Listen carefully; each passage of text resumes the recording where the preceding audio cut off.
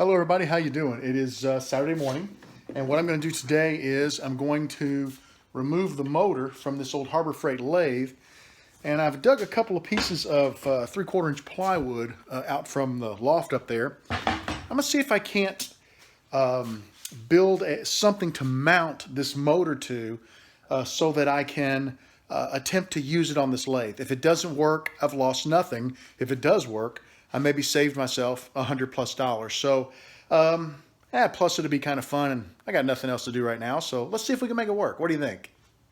I got the motor off the Harbor Freight lathe, and I just went ahead and took the entire switch, the plug, and everything off.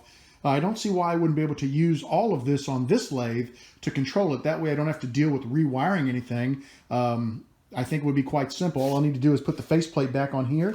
And what I'm going to focus on now is I've got a little Allen key there. I'm going to remove that, see if I can get these gears off of here, and then we'll test fit the gears from the other lathe. It looks like they're the same size. I'm nervous that this shaft might be a bit smaller, so we may have to make an exception for that, but we'll deal with that when the time comes. Once we get this off, we can also start thinking about mounting this to be able to build our own mount right here. We're going to get rid of this and build a box to put this in. So I'm kind of winging it as I go right now, but we'll come up with some ideas and see if we can't get this thing functioning again real soon. The motor runs super smooth, so I'm happy about that. Well, we're on our way up to O'Reilly's to borrow their gear puller. Sorry about that. I got the steering wheel mount on my phone, and just saying, we're going to do it again. Isn't that wild? But we're on our way up to O'Reilly's. They have a gear puller there, and what we'll do is we'll use that gear puller to pull the set of pulleys off the front of this motor. You know, they rent them for free, but it's kind of silly to drive up there, rent it, bring it home, pull the pulley off, and then run the darn thing back. So I'm just going to go ahead and do it right there. I brought a wrench with me, and we'll just do it right there at the counter, and it'll be done. So I'll keep you guys posted, and we'll see how this goes. Well, we have success. I went up to O'Reilly's. They got a gear puller out of the back. We popped it on here, a couple of cranks with the old wrench, and she popped right off. And I got to say, that is a very substantial gear for a Harbor Freight lathe. That thing weighs a ton. I'm amazed. It's solid. I thought it would have been, like when I got the bottom off, I thought it would have been just a little ring, just cheaply put together. But it's actually quite a nice set of step-down pulleys. So let's see what we can do next. Next step in the process, I want to be safe, just like last time. This motor is about 5 years old. I've had this lathe for about 5 years. I'm not super concerned about the wires, but we are going to open the case up. We're going to blow all of it out because I know it's sucked in a lot of dust and chips over the years because I used this lathe a lot. So we're going to clean out the inside. We are going to inspect the wires. If everything looks good, I'm going to take the old motor, I'll drop it back in its mounts, and I'll measure the height of the shaft. And that's how I'm going to try to mount this one. I'm going to try to build a box that I can mount it at the same exact height, because I've got this set of pulleys that came off of it, and I'll show you here, right here. You can see they fit perfectly. Now, I don't want to force them on there because I don't want to have to go back up to AutoZone, but a little bit of lubricant, I can put those on there. I can tighten them down with the hex nut or the Allen key, and we should be in business. I really think this is going to work.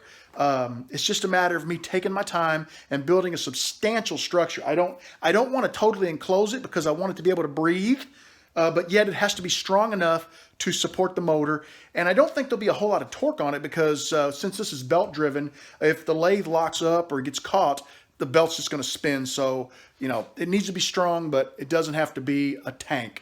So I'm going to start tearing down and cleaning, and I'll keep you guys posted if I run into anything unusual. I got the motor cleaned out on the inside. There's still a lot of junk on the outside, but that's not going to hurt anything. I'm really not too worried about that. And I don't know how well you can see this in the video, but the motor does turn the same direction as the old motor did. So basically what I'm going to do is remove this and start looking at how I can mount that. Actually, before I remove this, I think I'll set the old motor in it so I can get a measurement from the deck here to the center of the spindle, because that's what I want to do with this one, is try to mount it at the same exact height so that the same belts work and everything kind of fits and flows. So I'm going to work on that, get a few measurements, and then we'll start building. I've got this somewhat mocked up. Nothing's really put together yet. I just got the pulley just sitting on there, and nothing is tightened down to the top yet. But the shaft is exactly 3.5 inches from the table, which is perfect. I built this little piece of 2x4 back here with a little, just a little cradle in it to set that in, and I'll use some type of strapping or something to hold that on. We're not quite touching the armature right there, which is good, so I won't have to do with any vibration there. This doesn't move, but I didn't want the motor against it. I still have some work to do. I need to shorten this up, and I may actually flip this around and thread it in from this side and then bring the motor in. I'm not 100% sure, but it looks like this might work. So I'm just going to keep on going down this path until either it works or I find another showstopper. But so far, so good. I'm kind of happy with how it's progressing. Okay, guys, I've been searching through all these drawers over here. I've been searching through my buckets of bolts. I need a bolt, this thread pattern, and I thought it was 1/4 20, but I don't believe it is. I believe this is metric, but it needs to be about 3/4. This is a 1/2 inch long. I need it to be about 1 1/4 inches. If it's longer than that, I can always cut it down. So I need to go to the hardware store and pick up 3 of these. So I'm going to take a little break, do that. Will I get back to this tonight? I'm not 100% sure, but when I do get back to it, I've got the holes drilled. I'm ready to mount this thing. I'm getting close, so I'm pretty excited about this. I will keep you posted, whether it's today or another day. I'll keep you posted on what's happening. All right, guys, hang tight, and maybe I'll have some time to work on this some more tonight. I hope so.